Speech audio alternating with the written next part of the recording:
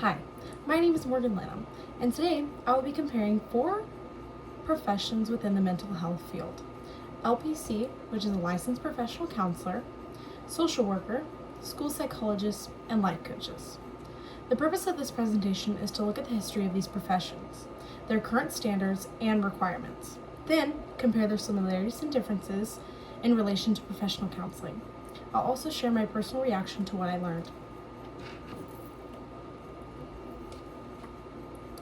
First, I'll start with LPC, a licensed professional counselor. Professional counseling developed in the early 1900s from vocational guidance and career counseling movements. Over time, especially during the 70s and 80s, states began creating legislative laws. Counseling evolved into clinical mental health professions, focused on diagnosing and treating emotional and behavioral disorders. Social work actually has earlier roots, beginning in the late 1800s within charities, organizations, and settlement houses. The focus on helping families in poverty. As the field developed, social workers became more involved in mental health services, and eventually, clinical social workers began providing therapy and mental health treatment, similar to counselors. School psychology began in the early 1900s, alongside the expansion of the public education. Early school psychologists focused mainly on intelligence, testing, and identifying learning disabilities.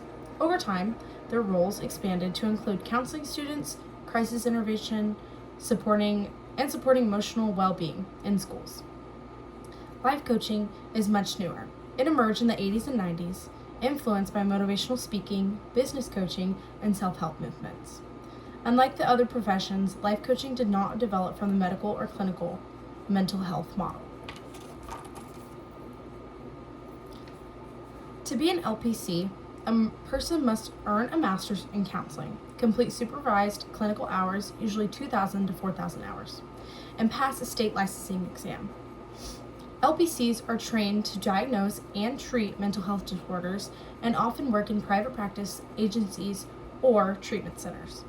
Clinical social workers need a master's too, specifically a master's of social work. After completing their hours and exam, they can become an LCS. They can diagnose and treat mental disorders, but they take a wider systems approach. School psychologists typically need a specialist level degree or doctorate. They're trained in psychology testing, educational assessments, and intervention planning. Primarily, they work in school settings. Life coaches are not required as a specific degree or license. Life coaches focus on goal settings, motivating, and personal developments.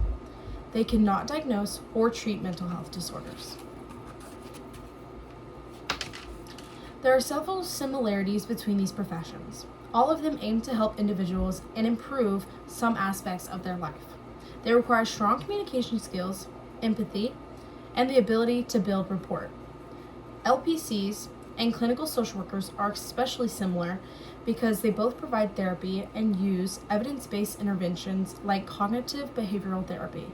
School psychologists also provide support in educational settings. Even life coaches share similarities in goal settings and empowerment strategies. The biggest differences are licensure, scope of practice, and ability to diagnose. LPCs and clinical social workers are licensed and legally allowed to diagnose and treat mental disorders. School psychologists can diagnose educational and certain psychological conditions within school systems. Life coaches cannot treat or diagnose someone because they do not have a mental health profession. They are not licensed mental health professional. Another difference is work setting. School psychologists are typically limited in schools, while LPS and social workers are in private practice, hospitals, or agencies. Personally, I found it interesting how similar LPSs and clinical social workers are in terms of education and responsibility. I was surprised at how much overlap exists between the two professions. I also found it interesting that life coaching has grown so much despite having fewer regulations. That flexibility can be appealing, but also raises concerns about consistency and ethical standards. Overall, I believe professional counseling offers a strong balance between structure and flexibility. It requires licensure and ethical standards, which protect clients, but it also allows counselors to work in a variety of settings. If I were to choose, I would pick professional counseling or clinical social work because of the ability to diagnose and provide structured mental health treatment. In conclusion, while all four professions aim to help people, professional counseling stands out due to its clinical training, licensure requirements, and defined scope of practice.